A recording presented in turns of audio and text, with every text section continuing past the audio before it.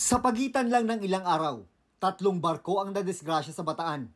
Lumubog ang mga oil tanker na MTKR Terra Nova at MTKR Jason Bradley. Sumadsad naman ang MV Mirola 1 dahil sa epekto ng oil spill sa 17,000 na mga isda. Muling nagdeklara ng state of calamity ang Bataan. Nanaon na lang nasa ilalim niyan dahil sa epekto ng bagyong Karina at Habagat.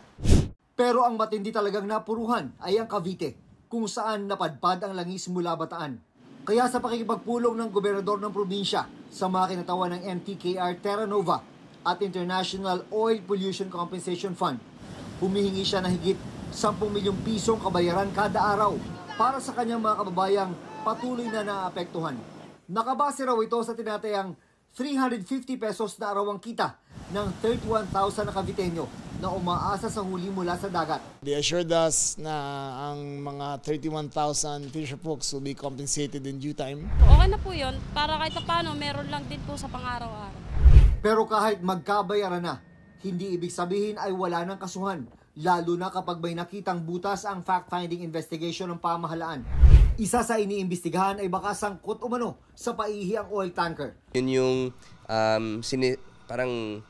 yung gas po ng isang vessel, kinukuha ng isa pang vessel para ibenta. So, mas natatagal po yung trip. But of course, we cannot make conclusions right now, no? Pero red flag siya. Maring itinanggi ng Porta Vaga Ship Management, ang may-ari ng MTKR Terra Nova, ang aligasyong may paihi o oil smuggling. Meron daw CCTV system ang barko bilang pangontra sa nakawan ng krudo.